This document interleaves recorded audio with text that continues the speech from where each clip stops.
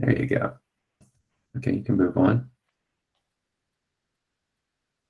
And so essentially, any major new source of air emissions that come into the Baltimore non-attainment area must obtain emission reduction credits to offset the increases of ozone precursors. And that occurs for if it's a brand new business coming in and introducing new NOx or VOC emissions into the area, or it could be an existing business and they're expanding a line.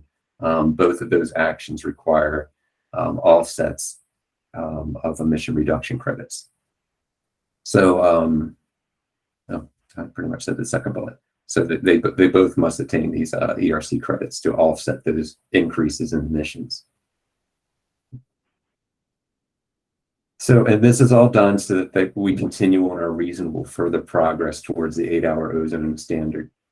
And the interprecursor trading was a good program in the sense that it allowed us to substitute NOx reductions for, say, for instance, a business was going to increase its VOC emissions. They were able to purchase NOx emissions and thus limit the amount of NOx being available for expansion of sources in the area. And as we all know, we are NOx limited here in Maryland. Reducing NOx emissions help us much more towards the attainment of our ozone standard. And the other issue and problem that made IPT a good thing is that VOC emission reduction credits are very limited. They're much tougher for a source to procure, whereas NOx ERCs are much more readily available. I believe we only have about 100 VOC emission reduction credits available in the state. Sources are able to obtain them outside of our non-attainment area, but there are much more tougher conditions with that. Same attainment status and adjacent areas and things like that. EPA requires more hurdles to go through.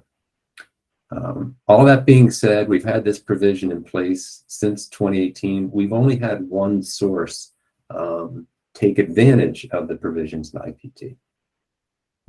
Next slide. So on January 29, 2021, the DC Circuit Court essentially ruled that the IPT provisions violated the Clean Air Act, and it was not something that could be kept in place. So EPA was no longer going to be allowing us to proceed on this path and utilize the provisions allowed through interprecursor trading. So it was vacated from EPA's rules just last summer, I believe it all became finalized. So consequently, we will be moving forward with repealing the IPT provisions from our Code of Maryland regulations. And I believe, is that it, Carolyn? Yeah, that is it. It's most of our presentations. Randy?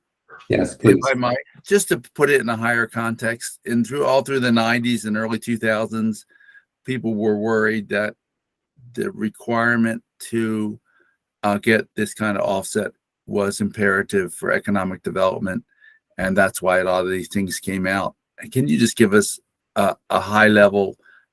Have we seen that? Do air quality credit requirements interfere with economic development in any way? The potential is there. I mean, we could just say that more of these high emitting sources have been either controlling or shutting down throughout the state of Maryland over the last 20 years, as opposed to a growth in those type of industries that produce a lot of emissions. So we haven't seen that in the sense that these regulatory actions have been precluding growth, but the potential is certainly there. I'll certainly defer to our permits department. I believe Sana may be here if you really want to get into to depth about that. But we haven't seen it on the sense of our regulations precluding. Well, I guess the simple question: do we know of cases where someone didn't locate here because they couldn't get air quality credits? So, Randy, hi. Recent. This is Sana Sarsak from the Air Quality Permits Program. So we receive tons and tons of inquiries about projects that are going to be located in Maryland because we're centrally located. You know, we're a very popular place to be. I think what precludes people from coming to Maryland generally is that our major source threshold is 25 tons first. So they would trigger major NSR and have to get offsets. And that already turns people off, you know, with larger projects. But there are a few that we meet with people on a regular basis. And I guess the one thing that does preclude them from coming here at times is that we don't have a ton of offsets available right now. Even though there are a lot of facilities that are closed, it's really difficult for them to actually certify or get their ERCs, the emission reduction credits certified.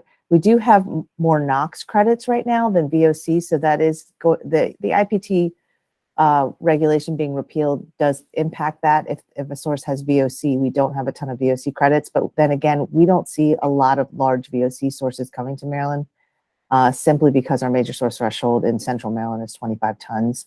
And so they usually either control it. There are a lot of control devices available for VOC reduction. So they try to control it to come into Maryland without triggering major NSR. So in a good way, it's a positive environmental benefit that our major source threshold is so low. So if they do really want to come to Maryland because of our location and you know, that their business could do well here, they typically control their sources. But we do have, I mean, I want to say we probably meet with people a few times a year that we either have to turn away because our major source threshold is really low, or if they were to trigger major NSR, they know that it would be extremely difficult to get credits. So it does impact us. That's exactly the kind of overview I wanted. Thank you, Sana. You're welcome. Ben, you had your hand raised. Yes, can you hear me? Yes. Yeah. Okay. Yeah, so it was mentioned that there was just one source that has taken advantage of this. And I'm wondering if we're allowed to be told, you know, what kind of source it is, and will it be impacted by this change, or is it grandfathered? Very good questions, Dr. Hobbs. And we had discussions with EPA regarding that, and I believe it will be grandfathered and continued. They did an expansion of a line. It was a well-controlled line, but it did have an increase in VOCs.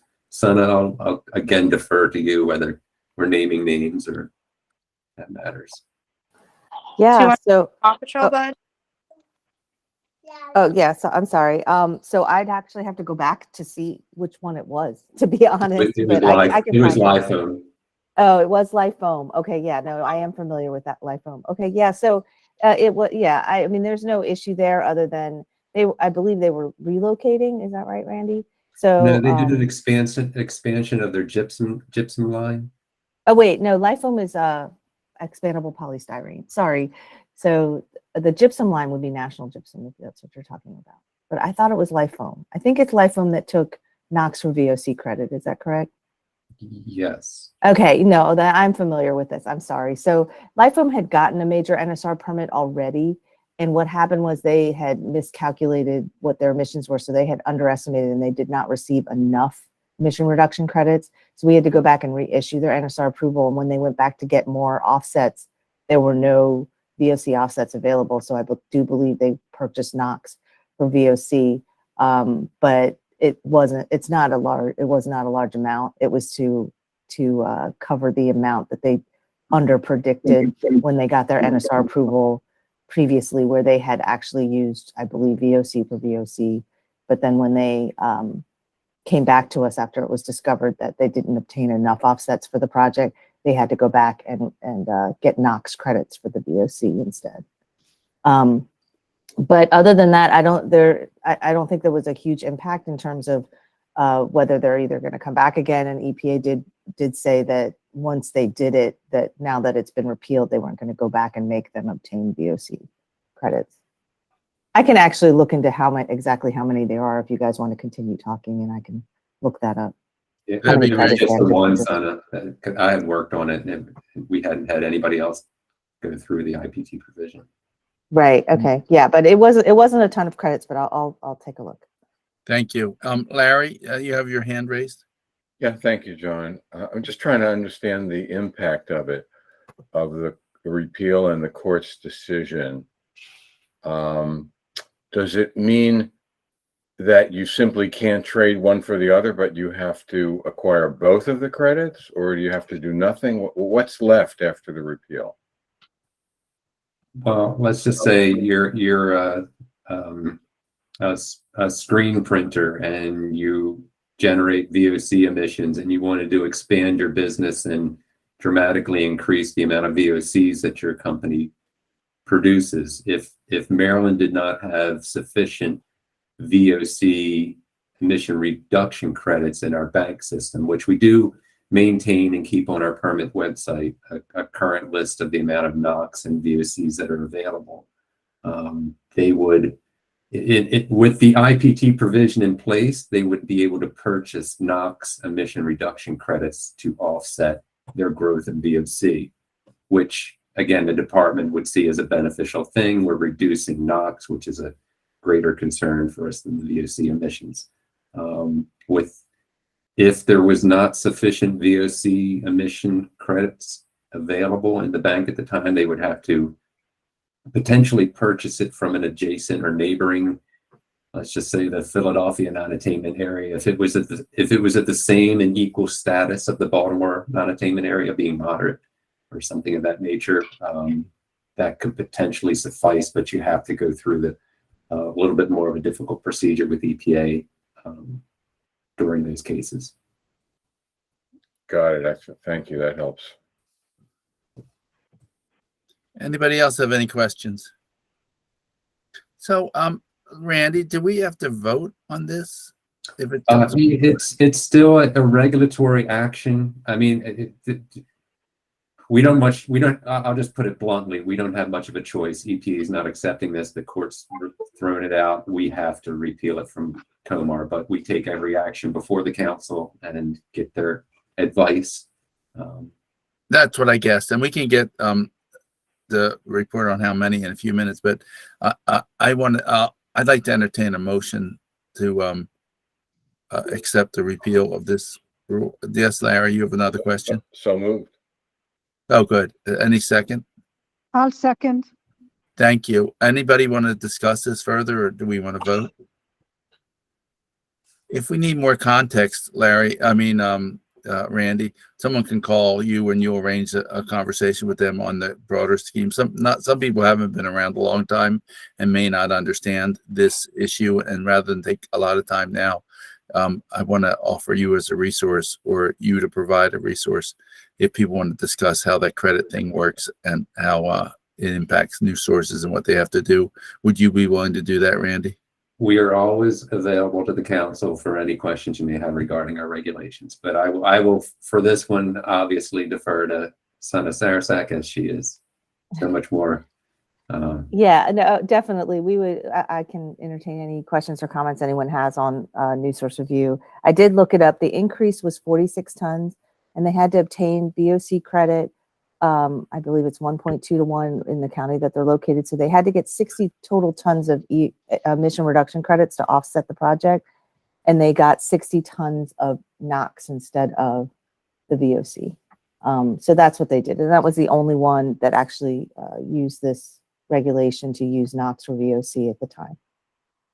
They did have to go through an entire rigorous process of demonstrating that they were also NOx impacted and that it was equivalent as well. When that regulation was allowed, there were extra guidelines in order to be able to trade one for the other. What great input. Thank you so much. So before we vote, there's a question in the chat. Is there opportunity for public comment? If there's someone in the audience that wants to speak exactly about this, Lindsay Mendelson, did you want to talk about this or you had a broader comment?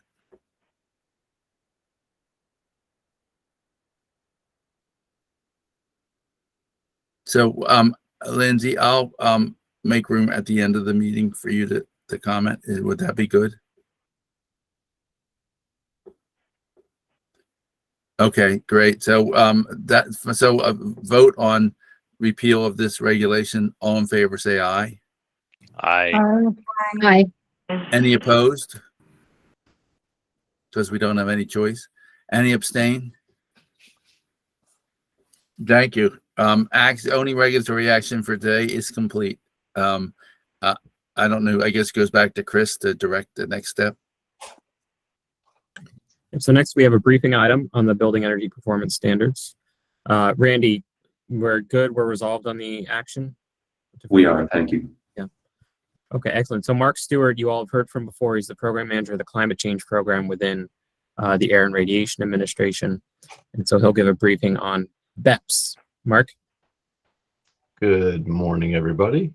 And Carolyn, do you want me to share my screen, or do you want to pull this up on your side?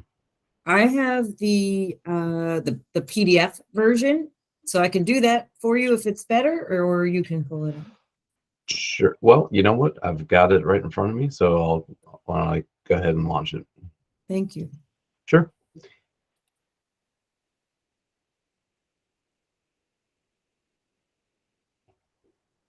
Yeah, we're seeing it. Great. Okay. So good morning, everybody. So going to give an overview of a new rulemaking that we've initiated for building energy performance standards. So quick background on these. So building energy performance standards, which we're calling BEPS, also known as building performance standards, sometimes referred to as BPS, are emerging in cities, counties, and states across the nation. In fact, just last week, the federal government had a major announcement that there's a new federal BEPS for all federal facilities that has just been initiated. And along with that announcement, the state of California joined the federal BEPS coalition, pledging to develop its own statewide BEPS following Maryland's lead. The typical goal of a BEPS is to guide large buildings to higher levels of energy efficiency and or lower levels of greenhouse gas emissions. Two examples of jurisdictions with emissions-focused BEPS include Boston and New York City. The Climate Solutions Now Act of 2022 requires MDE to develop BEPS regulations that cover most large buildings in the state. In this presentation, I'll go over what is a covered building and what their specific requirements are under the law. And of course, decarbonizing large buildings is an important step toward achieving Maryland's greenhouse gas reduction goals. And it was the same law that required MDE to develop BEPS that also set in place new GHG reduction targets for Maryland. So Maryland is now aiming to achieve a 60% reduction in statewide greenhouse gas emissions by 2031 and achieve net zero emissions by 2045.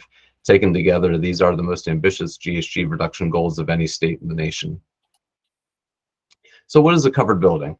A covered building is a building in Maryland that has a gross floor area of 35,000 square feet or more, excluding the parking garage area. We estimate there are approximately 9,000 buildings across the state that fit this size categorization once we back out the exempt buildings. So exempt buildings include, of course, those that are smaller than 35,000 square feet, buildings that are designated as historic property under federal, state, or local law, public or non-public elementary and secondary school buildings, manufacturing buildings, and agricultural buildings.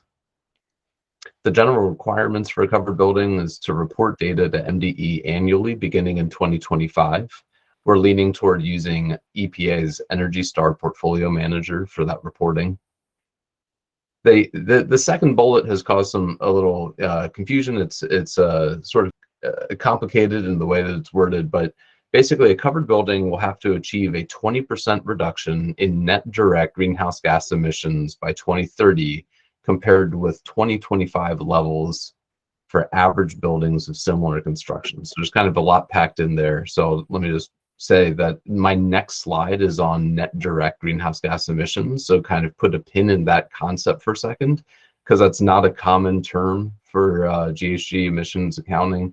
So we're going to have to define that in the rulemaking. But my next slide is on what that target is all about. So what this is saying is that we need to establish for every building type. So let's just say for Class A office buildings, what's the average emissions level for all Class A office buildings across the state, and then a covered building will have to achieve a 20% reduction from that average. So if a building owner already had a high performance building or an all electric building that has very low to no on-site use of fossil fuels, zero on-site direct emissions, that building is likely already achieving or overachieving that 20% reduction from the average. But of course, if you had a building that was using on a per square foot basis much more fuel than the typical building, well, that building might have to do quite a bit more than a 20% reduction by 2030 to achieve that standard. It's very important, and this is now at least the 15th information session that we've held over the last few weeks about BEPS. We've shared this information with covered building owners across the state. We're really encouraging everyone to focus on the 2040 goal, achieve net zero direct emissions by 2040, because that is not indexed to how other buildings are doing. It's a very clean requirement where a covered building has to achieve net zero direct greenhouse gas emissions by 2040. That's the law.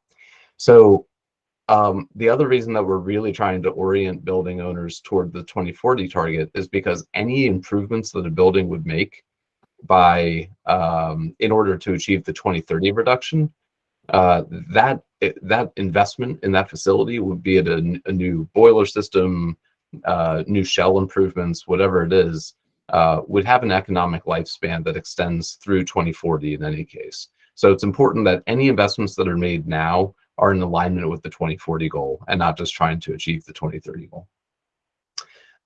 Buildings will also need to meet to be determined energy use intensity, or EUI targets, which MDE will set in the regulations. We're leaning towards setting those as site EUI targets, but still collecting input from stakeholders on that. So what is this? The primary target here is net direct greenhouse gas emissions. The law did not define net direct greenhouse gas emissions, so we're having to do that in the rulemaking. The law did specify what direct greenhouse gas emissions are. So those are emissions that are produced on site by covered buildings, which are of course typically from appliances and equipment that combust fuel for space heating, water heating, and cooking. One factor for defining net direct was also provided in the law. Greenhouse gas emissions from commercial tenants in covered buildings that are food service facilities and engage in commercial cooking and water heating must be excluded or netted out from net direct emissions. So this is one factor that we're considering in our definition for net direct. In other words, if you've got emissions on site, but it's associated just with food service facility, a food service facility in that building, that will be netted out. The law also requires that there be an alternative compliance pathway. So if a covered building does not meet its emission reduction targets, then the owner can come into compliance by paying a fee for any emissions that are above target levels. The alternative compliance fee may not be less than the social cost of greenhouse gases adopted by MDE or the federal government. Fortunately, the federal government released draft revised figures for the social cost of greenhouse gases just before we initiated the stakeholder engagement process this fall. So what we did was pull in the primary table from that federal report and inserted a box. I inserted the yellowish box on the left side to draw your attention toward the social cost of carbon. So you see SCCO2.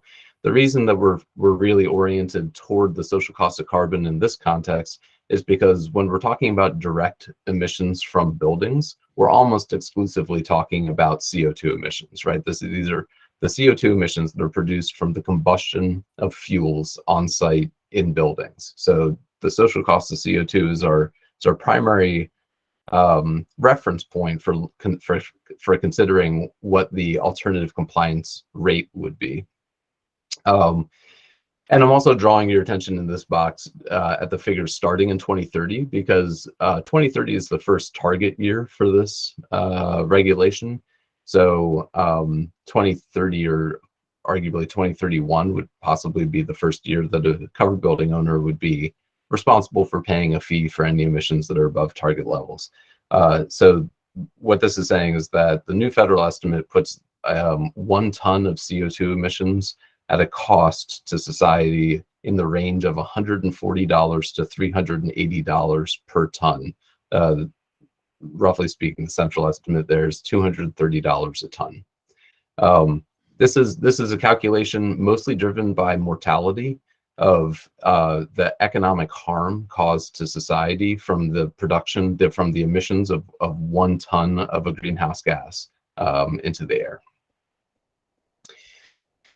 Of course, there are many federal, state, local, and utility-sponsored incentives to help pay for energy efficiency and electrification projects.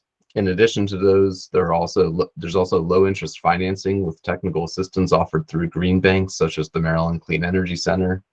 Energy service companies offer low-interest loans, energy as a service, and other creative financing solutions. And in addition to all of the existing financial incentives to help covered building owners comply with these regulations and generally improve the energy efficiency of their buildings, MDE will be launching a Building Energy Transition Implementation Task Force in 2023 to recommend additional state incentives to help covered building owners comply with these regulations, and also to help map out the funding and financing that would be required to achieve building sector decarbonization across the board, aligned with the state's goals. So we spent some time this summer securing technical assistance to initiate the rulemaking process. We've begun drafting regulations while meeting with stakeholders to learn about the unique needs of certain types of buildings. This winter, we hope to be able to circulate some draft regulations or portions of draft regulations for public comment, and then circulating a proposed regulation for public comment this spring.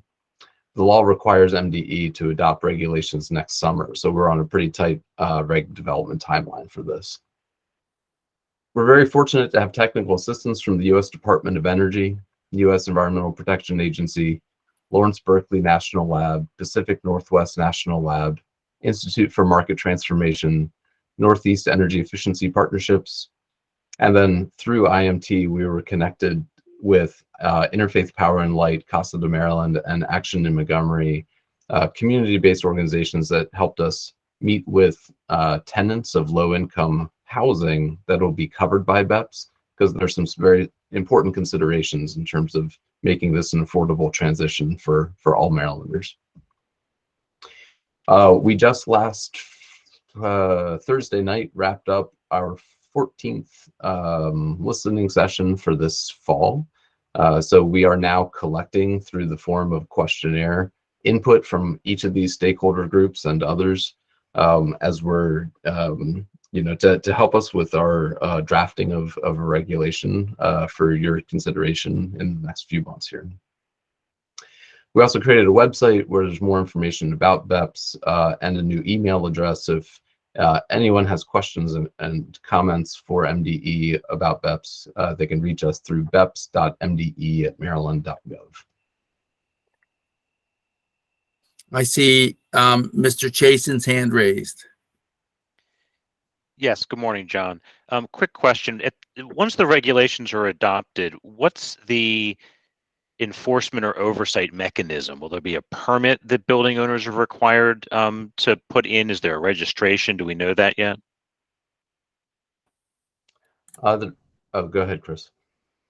We're working through that. As Mark mentioned, we think there are somewhere in the neighborhood of 9,000 buildings that will be individually subject to this regulation. So it's going to be, we are working hard to figure out an enforcement mechanism that is manageable.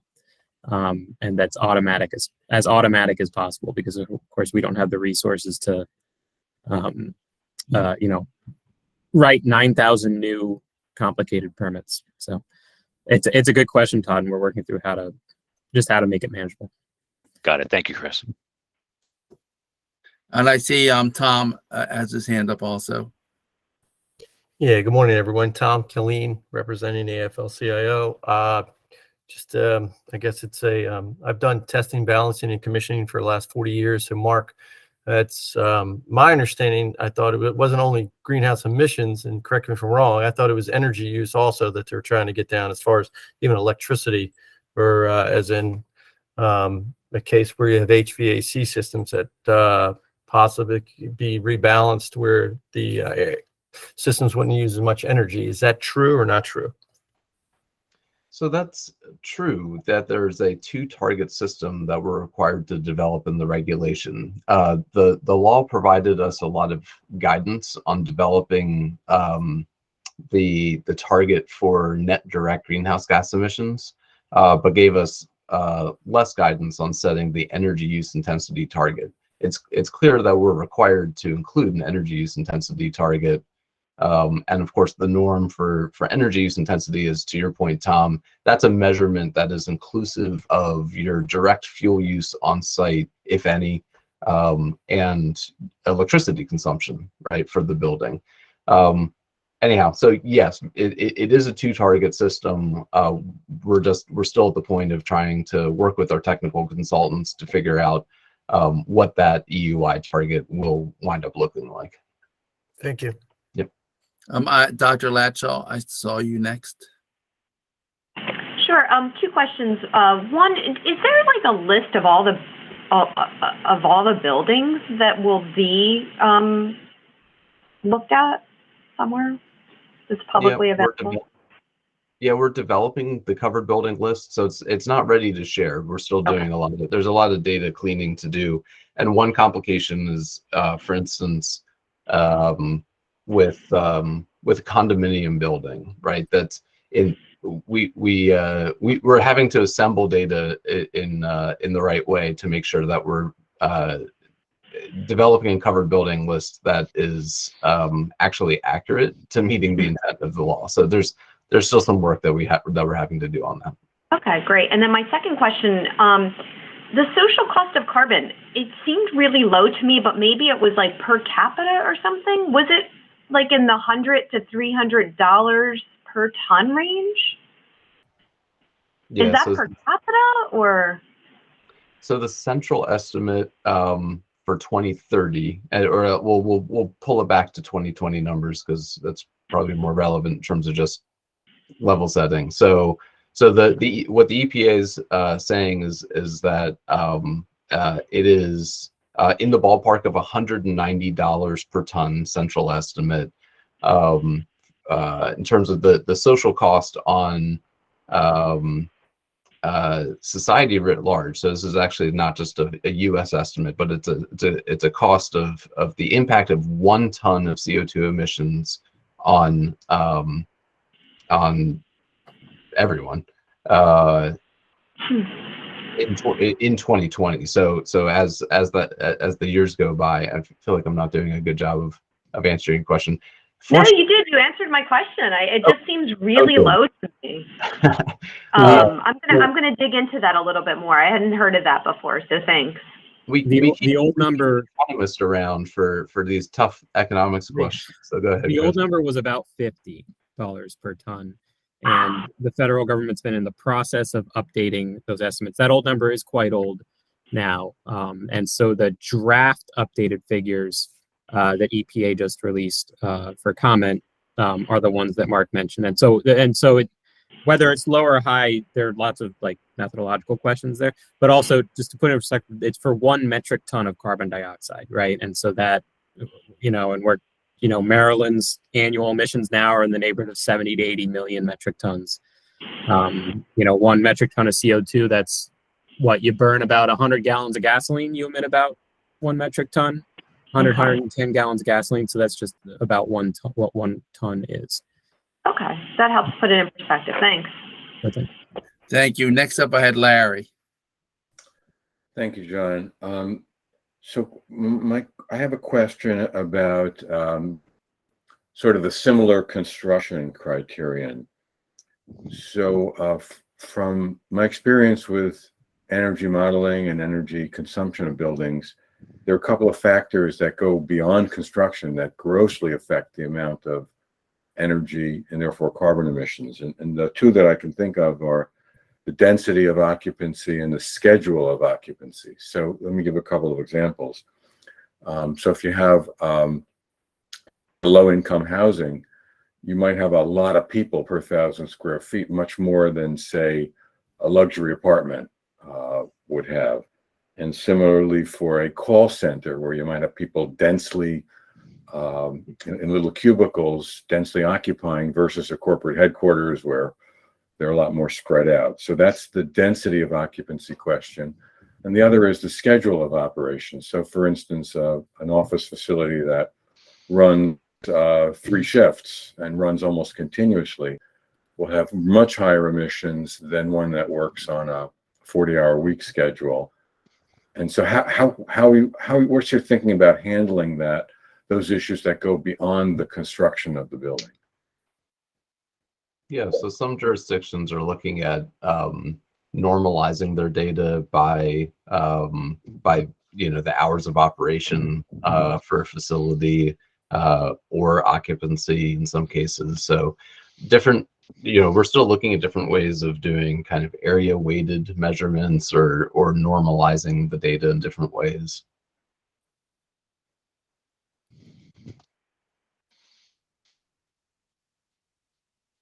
Did that get there for you, Larry?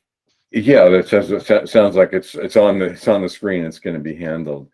I guess while I have the floor, maybe one other question is, so all this decarbonization is essentially going to shift buildings more towards more on the electric grid, as opposed to burning fuel gas and oil. Probably more fuel gas in Maryland. And of course, achieving the desired result depends a lot on our generation portfolio. So I guess I'm just pointing out that we have to do a good job at moving more towards renewables and nuclear, as opposed to burning fossil fuel at the generation plants. Yeah, of course, as Maryland's grid, which is already among the cleanest in the nation, continues to decarbonize, the carbon benefits of electrification become amplified. We're already at a place now where an electric heat pump system is producing much lower life cycle emissions than even an efficient gas furnace. So the emissions benefits are already there for efficient electric equipment, and year by year, as the grid gets cleaner and cleaner, those emission benefits amplify. Right. So we just have to be careful that by increasing the load on the grid, we don't have an unintended consequence of forcing more coal burning or more gas burning. Yeah, I'll add one little point on that if people are interested. Department of Natural Resources has a study underway due at the end of next year on the path to get to 100% clean. And that'll be a major report at the end of 2023. And if people want to know more about that, they can contact me. I'm sure Mark is a good resource for that also. So it's right now the requirement, I think, in the state, and I'll make it a question. Mark, I think it's 50% clean under the current RPS by 2030. And so it has to be adapted to get us to the net zero by 2045 pretty rapidly. Yeah, and that 100% study is looking at different pathways of achieving 100% clean power. So yeah, happy to touch base with PPRP to get an update to bring back to this group for perhaps your next meeting. So one last question for now is sort of segues from our previous about landfill gas. So suppose somebody is using a fuel that comes from either a renewable process or a waste from another process. Do you have some plans to handle that as an exception? In other words, if I'm able to recover landfill gas, which would have, and use that, does that count as carbon emission or not? Good question. It's among the open questions that we have as we're working through the details of this regulation.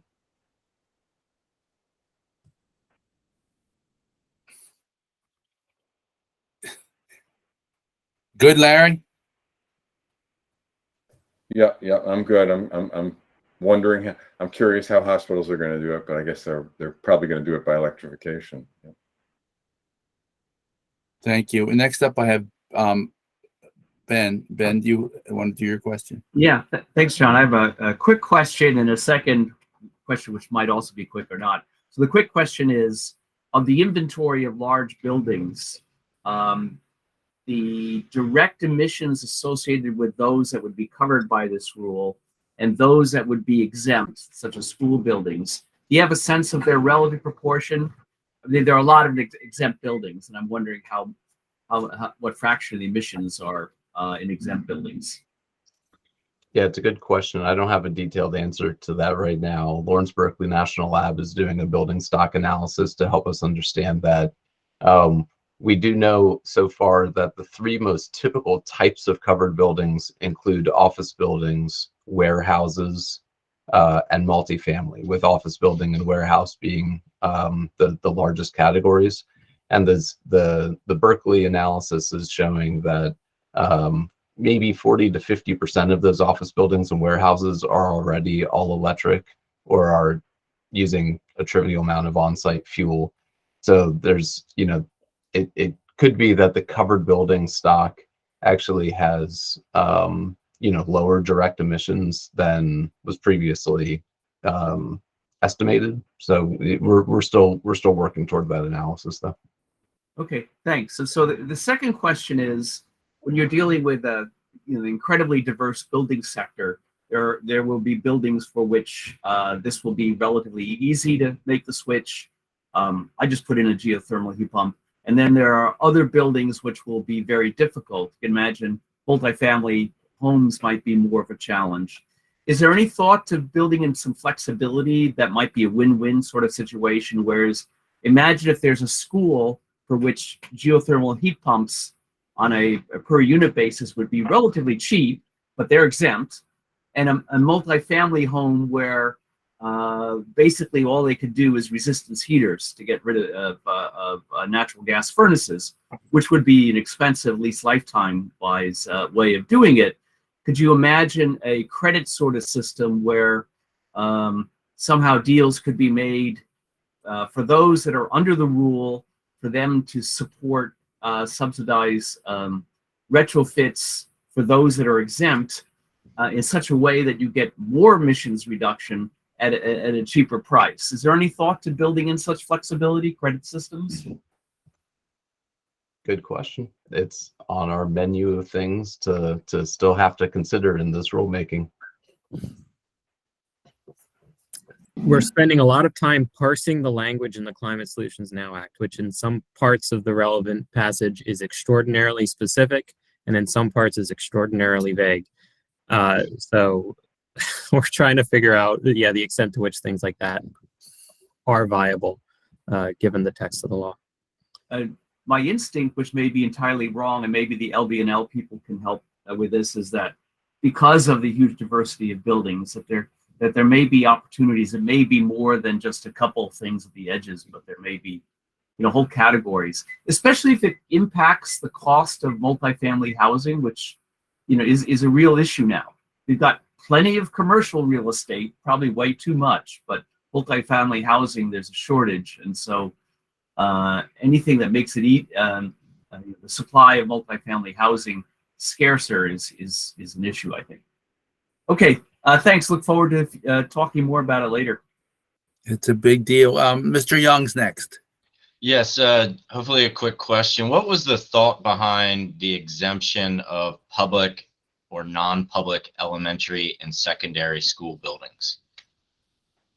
Well, I'll just say that those exemptions were defined by the General Assembly. So I think you'd have to consult our legislature about intent. I figured. Thank you. I don't see any other questions from the council. Anybody else on the council want to ask a question or make a comment? Well, I'll just make a comment that I've made before, John, which it's one thing to look at a building, but when you look at the overall carbon and energy impact of building, you have to look at development patterns that cause us to create a lot of emissions because of transportation. So we have a pretty inefficient system when you compare it to other societies like in Europe and Japan, for instance. So we're missing a big part of the target, but I think this is a good thing to do. But just keep in mind, as we continue to sprawl and require people to drive long distances, there's a whole bunch of emissions that we're not scratching. Yeah, well, my editorial comment on that is net zero means all sectors in some way, right? It ought to, but we got a long way to go. Mr. Wright? Yes. I think I've forgotten, or maybe it wasn't said. You talk about all the things that are in the pipeline that you're working on. is there an end date when you have to be finished? The law requires MDE to adopt regulations in 2023. So you all asked some great questions, and we have only a few months left to sort out the answers to those questions. Yeah. So a process question, when this comes, this is going to be a big thing for us to consider and evaluate in these little 2-hour meetings that we have once a quarter. Is it possible to give us progress reports as we go through so we're ready? Because if we don't hear about this for another year and then you bring it, it's going to be a long meeting, and I'm not sure we're going to be able to get our hands around it. I know how much work you're doing. I see it, from my standpoint.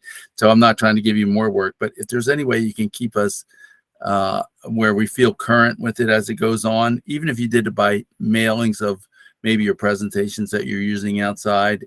I'm not sure we have to devote formal council meetings to it, but I think we're just going to have a mass, and we're just going to either trust you or not go through the detail unless you keep us up to date. Can you consider that? I'm not asking for a specific action, but Chris and Mark, if you could consider that as we go over the next 6 to 8 months, just keeping us abreast the best you can in a way you determine. Yeah, definitely. And so if for example, by the next meeting, if we don't have a draft to bring to you, we'll have a progress update. And if we have a draft that's out for informal, pre-proposal comment, maybe we can bring that draft to you. We'll see what the timing is at the point of the next meeting, but yeah, we'll make sure we at least have updates and information on sort of the big challenging questions that we have to answer. That will be the tricky things to discuss when you all do have the draft in hand. How gracious. Thank you. I see Larry's hands up again. Yeah, so along that line, one other question. I didn't, I don't remember on your list of stakeholders, did you have BOMA on the office side, and did you have some of the multifamily real estate organizations? Yeah, they participated. We had, I think, about 100 participants in just one of our meetings that was focused on office, retail, and hospitality, if I remember. But there was a separate meeting for multifamily. It was, I think BOMA has participated in several of these. I think NIOP has participated in every one of our listening sessions. So I mean, we've got pretty good coverage from key building stakeholders. How about the Shopping Center Council, ICSC? I'd have to look back at our registration list. Can you let us know when more of these stakeholder meetings are coming up? I assume they're public and virtual. Is that the case? Yeah. We just wrapped up 14 public and virtual. Actually, 2 of them for attendance of affordable housing were in person. One was in Langley Park and one was in Gaithersburg. But yes, of course, if we have future public ones, we can let you know. Great, thank you. I don't see any other questions or comments coming from the council, so I think we're done with that. Mark, nice job, nice overview. We're approaching the end of our agenda, but we did have one person that wanted to speak publicly. Are there other people? Please put in the chat if you want to speak, so I can call on you. And Ms. Mendelson, would you like 2 minutes to just give some comments? Yeah, thank you so much. Lindsay Mendelson, I'm the transportation representative with the Maryland Sierra Club, and just wanted to mention I'm very concerned that the Advanced Clean Car 2 standards is not on the agenda. We're talking about a regulation that if Maryland adopts it would reduce NOx emissions 75%, PM 2.5 emissions 61% below 2021 levels by 2035. MDE pointed out it's critical to closing the gap to our 60% target. The 2007 law requires that we adopt this. This was voted unanimously at the mitigation working group for a recommendation that the governor adopt this year. This should be low-hanging fruit. Manufacturers are already supporting this. OIL finalized it in California. Other states are moving on it. So if we don't adopt it this year, it cannot be enforced in 2025 or model year 2026, where we'll be falling behind. So my question is, why is it not on the agenda today, and why has the governor made a decision? Because I think we have a couple of days left for this to be, to move forward the adoption process. Thanks, Lindsay. It is not on the agenda today, and that means, as you implied, since this is the final meeting of the year, that means we are not adopting this year. It's the department's intent to bring ACC2 to this council at a future meeting as soon as we can.